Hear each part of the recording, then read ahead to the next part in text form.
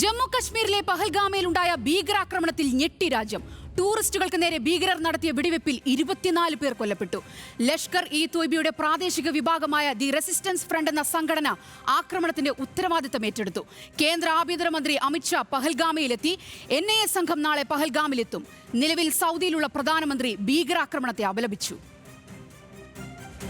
വാർത്തയുടെ കൂടുതൽ വിവരങ്ങളുമായി നാഷണൽ ഡെസ്കിൽ നിന്നും മനു അഖില ചേരുന്നു. മനു, പഹൽഗാമിലുണ്ടായ ഭീകരാക്രമണത്തിന്റെ ഞെട്ടലിലാണ് രാജ്യം. ഏറ്റവും ഒടുവിൽ ലഭിക്കുന്ന വിവരങ്ങൾ എന്തൊക്കെ? സോന, സമീപകാലത്ത് രാജ്യം കണ്ട ഏറ്റവും വലിയ ഭീകരാക്രമണമാണ് ജമ്മു കാശ്മീരിലെ പഹൽഗാമിലേത്. പുൽവാമ ഗന്ദർബാൽ ഭീകരാക്രമണത്തിന് ശേഷം കശ്മീർ താഴ്വരയെ നടുക്കുന്ന ഒരു ഭീകരാക്രമണമാണ് പഹൽഗാമിൽ ഉണ്ടായത്. പഹൽഗാമിലെ വിനോദസഞ്ചാരികൾക്ക് നേരെ ഉണ്ടായ ഈ ഒരു ആക്രമണത്തിൽ 20-ലേറെ പേർ കൊല്ലപ്പെട്ടതായാണ് വിവരം. 27 പേർ മരിച്ചതായാണ് പ്രാദേശിക മാധ്യമങ്ങൾ റിപ്പോർട്ട് ചെയ്യുന്നത്. അസാധാരണമായ ഒരു ആക്രമണമാണ്. അടുത്തിടെ സാധാരണക്കാരെ ലക്ഷ്യം വെച്ച് നടക്കുന്ന ഏറ്റവും വലിയൊരു ആക്രമണമാണ്. ഇപ്പോൾ കേന്ദ്ര ആഭ്യന്തരമന്ത്രി അമിത്ഷാ ശ്രീനഗറിൽ എത്തിയിട്ടുണ്ട്. വിവിധ ഏജൻസികളുമായും ഉന്നതതല ഉദ്യോഗസ്ഥരുമായും നടത്തിയ യോഗത്തിൽ അമിത്ഷാ സ്ഥിതിഗതികൾ വിലയിരുത്തിയിട്ടുണ്ട്. മലയാളികളെല്ലാം സുരക്ഷിതരാണെന്നാണ് ഇപ്പോഴത്തെ ഒരു വിവരം. കാശ്മീരിലുള്ള മലയാളികളുടെ സുരക്ഷ സംബന്ധിച്ച് പ്രതിപക്ഷ നേതാവ് VD സതീശൻ മുഖ്യമന്ത്രിയുമായി ഫോണിൽ സംസാരിച്ചിരുന്നു. കേരളത്തിൽ നിന്നുള്ള MLA-മാരായ T സിദ്ദിഖ്, മുകേഷ്, KPA മജീദ്, അൻസലൻ എന്നിവർ കാശ്മീരിലുണ്ട്. ഈ തെക്കൻ കാശ്മീരിലെ ഒരു പ്രധാന വിനോദസഞ്ചാര കേന്ദ്രമായ ബൈസാരൻ താഴ്വരയിലാണ് ഈ ഒരു ആക്രമണം ഉണ്ടായത്. പഹൽഗാമിൽ ട്രക്കിംഗ് നടത്തുകയായിരുന്ന ഒരു വിനോദസഞ്ചാരികൾക്ക് നേരെയാണ് ഭീകരത ആക്രമണം നടത്തിയത്. ചൊവ്വാഴ്ച ഉച്ചയ്ക്ക് 3 മണിയോടെയാണ് ഈ ഒരു ആക്രമണം ഉണ്ടാകുന്നത്. ആക്രമണത്തിന്റെ ഉത്തരവാദിത്തം ഇപ്പോൾ ലഷ്കർ എ തയ്യബ അനുകൂല സംഘടനയായ ദ റെസിസ്റ്റൻസ് ഫ്രണ്ട് ഏറ്റെടുത്തിട്ടുണ്ട്. മുമ്പും കാശ്മീരികളല്ലാത്തവർക്ക് നേരെ ആക്രമണം നടത്തി പശ്ചാത്തലമുള്ള ഒരു സംഘടനയാണ് ഈ റെസിസ്റ്റൻസ് ഫ്രണ്ട് എന്ന് പറയുന്നത്. ട്രക്കിംഗ് മേഖലയായതിനാൽ തന്നെ കാൽനടയായും കുതിരപ്പുറത്തും മാത്രമാണ് ഇവിടേക്ക് എത്താനാവുക. ആദ്യഘട്ടത്തിൽ രക്ഷാപ്രവർത്തനത്തിനും സൈനിക പ്രതികരണത്തിനും ഉൾപ്പെടെ ഈ ഒരു ഭൂമിശാസ്ത്രപരമായ പ്രത്യേകതകൾ വെല്ലുവിളി ഉയർത്തിയിരുന്നു. വെടിവെപ്പിൽ ഗുരുതരമായി പരിക്കേറ്റ വിനോദസഞ്ചാരികളെ പിന്നീട് സൈനിക ചോപ്പറുകളിലാണ് പുറത്തെത്തിച്ചത്. വെടിവെപ്പിനിടെ നിലത്ത് വീണ് കിടക്കുന്ന വിനോദസഞ്ചാരികളുടെയും സഹായം അഭ്യർത്ഥിക്കുന്നവരുടെയും ദൃശ്യങ്ങൾ ഉൾപ്പെടെ പുറത്തു വന്നിരുന്നു. കൊല്ലപ്പെട്ടവരിൽ ഒരാൾ കർണാടക സ്വദേശിയാണെന്ന് തിരിച്ചറിഞ്ഞിട്ടുണ്ട്. 2 വിദേശ വിനോദസഞ്ചാരികളും കൊല്ലപ്പെട്ടതായാണ് ഇപ്പോൾ സ്ഥിരീകരിക്കാത്ത ചില റിപ്പോർട്ടുകൾ പുറത്തു വരുന്നത്. തമിഴ്നാട്, ഗുജറാത്ത്, മഹാരാഷ്ട്ര, രാജസ്ഥാൻ എന്നിവിടങ്ങളിൽ നിന്നുള്ള വിനോദസഞ്ചാരികളാണ് മേഖലയിൽ ട്രക്കിംഗ് നടത്തിയിരുന്നത്. പോയിന്റ് ബ്ലാങ്ക്, അതായത് ഏറ്റവും അടുത്ത ഒരു റേഞ്ചിൽ നിന്നാണ്, അതായത് പോയിന്റ് ബ്ലാങ്ക് റേഞ്ചിൽ നിന്നാണ് ഭീകരർ വിനോദസഞ്ചാരികളെ വെടിവെച്ചതെന്നും പട്ടാള വേഷത്തിലാണ് അക്രമികൾ എത്തിയതെന്നും ദൃക്സാക്ഷികൾ പറയുന്നു. ഹിന്ദിയും പഞ്ചാബിയുമാണ് ഇവർ സംസാരിച്ചതെന്നും ഇവർ പറയുന്നുണ്ട്. ഈ ഒരു ആക്രമണത്തിന് ശേഷം ഭീകരർ ഓടി രക്ഷപ്പെടുകയായിരുന്നു.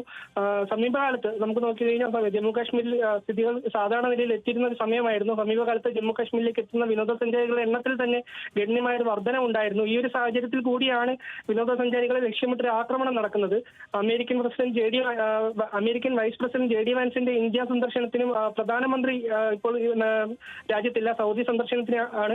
ഈ ഒരു സാഹചര്യത്തിലാണ് ഇപ്പോൾ ആക്രമണം ഉണ്ടായിരിക്കുന്നത്. അനന്തനാഗ് ജില്ലയിലെ അമർനാഥ് തീർത്ഥാടന കാലം ജൂലൈയിൽ ആരംഭിക്കാനിരിക്കുകയാണ്.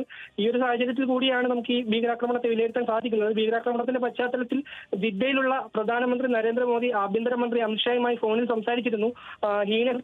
ഹീനകൃത്യത്തിന് പിന്നിൽ പ്രവർത്തിച്ചവരെ രക്ഷപ്പെടാൻ അനുവദിക്കില്ലെന്നും ഭീകരതയ്ക്കെതിരെയുള്ള പോരാട്ടം കൂടുതൽ ശക്തമാക്കുമെന്നും പ്രധാനമന്ത്രി അറിയിച്ചു.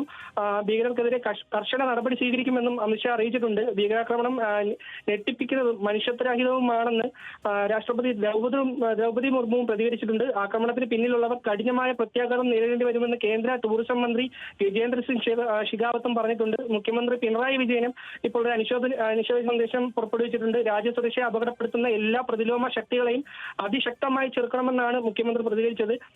ആക്രമണത്തെ അപലപിച്ച് ഇസ്രായേലും അർജന്റീനയും രംഗത്തെത്തിയിട്ടുണ്ട്. ഭീകരതയ്ക്കെതിരായ പോരാട്ടത്തിൽ ഇന്ത്യക്കൊപ്പമാണെന്ന് എക്സ്പോസിൽ ഇരു രാജ്യങ്ങളിലെയും എംബസികൾ അറിയിച്ചിട്ടുണ്ട്. നിലവിൽ മേഖലയിൽ കനത്ത ജാഗ്രതാ നിർദ്ദേശം നൽകിയിട്ടുണ്ട്. സുരക്ഷാ സേന പ്രദേശം വളഞ്ഞ തെരച്ചിൽ തുടരുകയാണ്.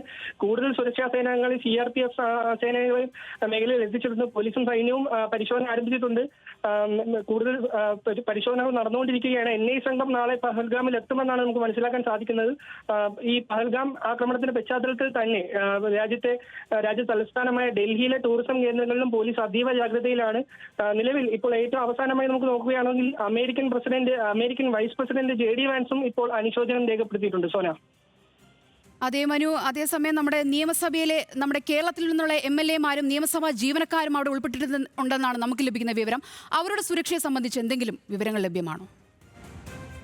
നിലവിൽ അവർ സുരക്ഷിതരാണെന്നാണ് നമുക്കിപ്പോൾ ലഭിക്കാൻ സാധിക്കുന്നത്. ഈ ഒരു കാര്യത്തിൽ പ്രതിപക്ഷ നേതാവ് വി ഡി സതീശൻ കേരളത്തിൽ നിന്നുള്ള MLA-മാരുമായും മുഖ്യമന്ത്രിയുമായി ഫോണിൽ സംസാരിച്ചിരുന്നു. ഇപ്പോൾ അവർ സുരക്ഷിതരാണ്. കേരളത്തിൽ നിന്നുള്ള MLA-മാരെ ടി സിദ്ദിഖ്, മുകേഷ്, KP മജീദ്, ആൻസലൻ എന്നിവർ കശ്മീരിൽ ഉണ്ടായിരുന്നു. ഇവരെല്ലാം സുരക്ഷിതരാണ്. എന്തെങ്കിലും അടിയന്തര സാഹചര്യം ഉണ്ടായാൽ ഡൽഹിയിൽ കേരള ഹൗസുമായി ബന്ധപ്പെടാനും അവർക്ക് നിർദ്ദേശം നൽകിയിട്ടുണ്ട്. സോന. ശരി, മനു അഖിലയാണ് നാഷണൽ ഡെസ്കിൽ നിന്നും വിവരങ്ങൾ നൽകിയത്.